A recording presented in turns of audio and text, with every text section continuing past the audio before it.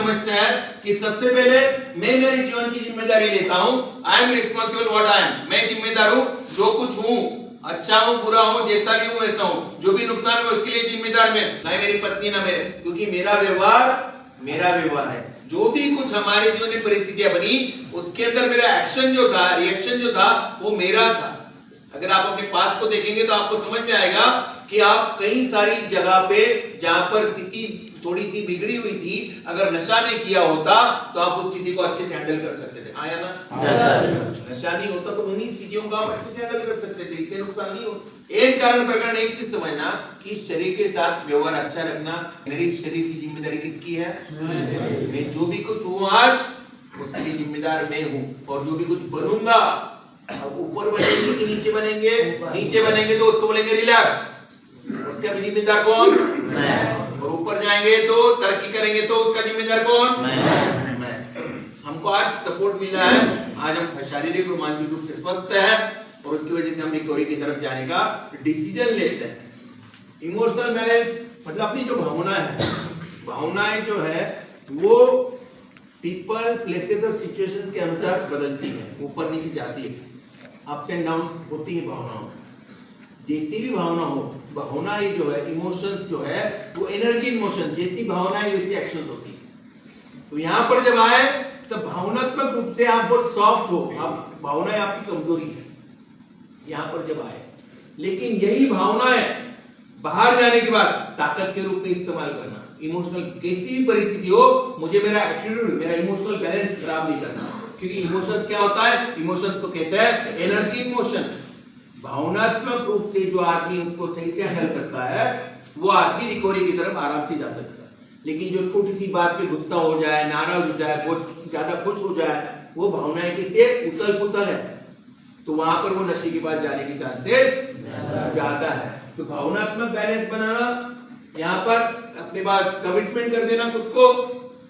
Commitment करना मतलब क्या है? खुद से वादा, एक जिद कि भैया अब जो हो गया सो हो गया, लेकिन अब और नहीं करेंगे। और कमिटमेंट के बारे में मैंने कहा है, एक बार जो मैंने कमिटमेंट कर दिया तो मैं भावनाएं गड़बड़ी करती है। आज तो आप नशा मुक्ति केंद्र में हो, एक्सेप्टेंस भी है, नशा छोड़ने की इच्छा भी है, लेकिन कल को नशा दिखेगा और मुंह में पानी आया तो फिर से करने के भी चांसेस है। तो ऐसे समय मुझे मेरी कमिटमेंट क्या बताई मैंने? एक बार जो मैंने कमिटमेंट की तो मैं भी नहीं सुनूंगा। और कम से कम कितने साल तक करना इसको? कम से कम 2 साल में आप नशे को टैकल करना सीख जाओगे। मीटिंग वगैरह इसके बारे में हमने डिटेल में बात कर ली है, एक्चुअल में कैसे 2 साल में क्या क्या करना होता है वो चीजें हमने डिस्कस कर ली।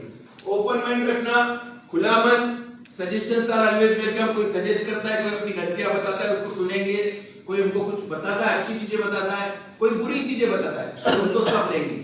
मराठी में कहते हैं ऐकावे जनाचे करावे मनाचे, सबकी सुनेंगे। अपने मन में कुछ हो तो सबको बता भी देंगे। अंदर ही अंदर इंट्रोवर्ट पर्सनालिटी नहीं रखना। हमारे अंदर इंट्रोवर्ट पर्सनालिटी इसलिए है कि तो हमारे दिमाग में सवाल तो उमड़ते हैं, लेकिन हम उन सवालों को पूछते ही नहीं है। सवाल हम अंदर ही आता है और जवाब जो है हम इमेजिन करते हैं कि भाई सर से इस बारे में बात करा तो सर तो यही कहेंगे, लेकिन ना तो हमने सर से बात की ना जवाब सुना। पिताजी से कहूंगा इस बारे में तो पिताजी यही कहेंगे, ना पिताजी से बात किया ना उनकी सुनी। सुनना भी है, बिना नशे के संवाद करना, कम्युनिकेशन करना, इसको बोलते हैं ओपन माइंडेड।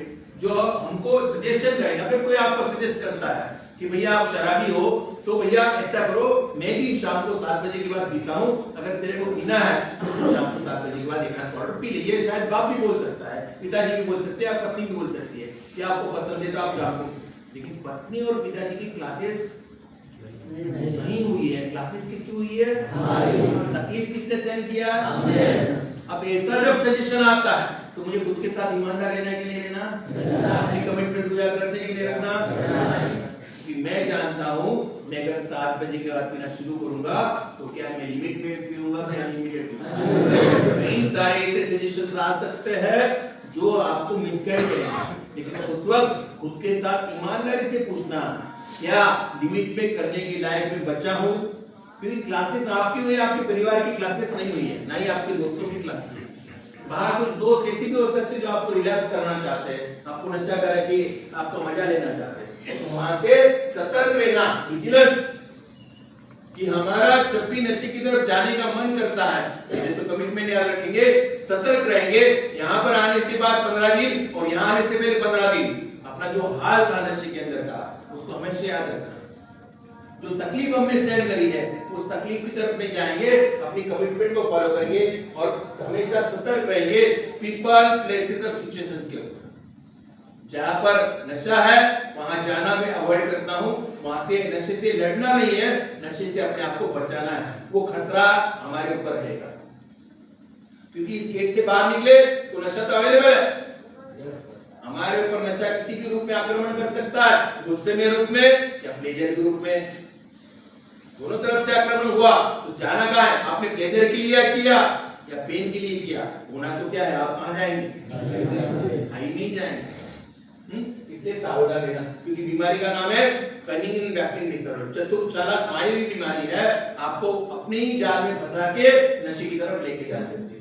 तीसरा, हमेशा एनर्जेटिक रहना, मस्त योगा करना, एक्सरसाइज करना, उसका साफ सुथरे कपड़े पहनना, फ्रेश रहना, अपने आप को एकदम एहसास कि नया जन्म हुआ है, अच्छे से रहने, एनर्जेटिक रहना। अपने जो रिश्ते खराब हुए हैं, रिश्ते, पहला रिश्ता खुद के साथ खराब हुआ है, उस रिश्ते को ठीक कैसे करेंगे? टाइम टू टाइम खाएंगे, पिएंगे, योगा करेंगे, एक्सरसाइज करेंगे, 2 पैसे कमाएंगे, इज्जत कमाएंगे, और साथ साथ अपने पत्नी बच्चों से, माँ बाप से, भाई बहनों से, दोस्तों से, रिश्तेदारों से भी रिश्ता धीरे धीरे रिलेशन में। और लास्टली एलिंग, पैसा सब कुछ नहीं होता, लेकिन पैसा बहुत कुछ होता है। 2 पैसे कमाना ताकि हमको किसी के सामने हाथ फैलाना, 2 पैसे कमाना ताकि हम कुछ जिम्मेदारी में पार्टिसिपेट कर सके। और ये कहीं ना कहीं ये चीज जब करते हैं तब एक चीज का जन्म होता है जिसको हम बोलते हैं self respect.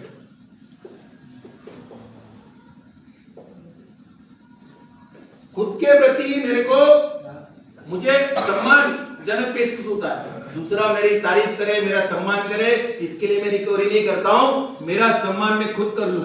Respectful, powerful, happy life की तरफ अगर जाना है, अगर आप अपने एक्शंस का इज्जत कर रहे हैं, मतलब आप एक्शन सही कर रहे हो, राइट गलत कर रहे हो, अगर आप जो कर रहे हो उसके आप इज्जत कर रहे हो, तो आप एक्शन सही कर रहे हो कि गलत कर रहे हो?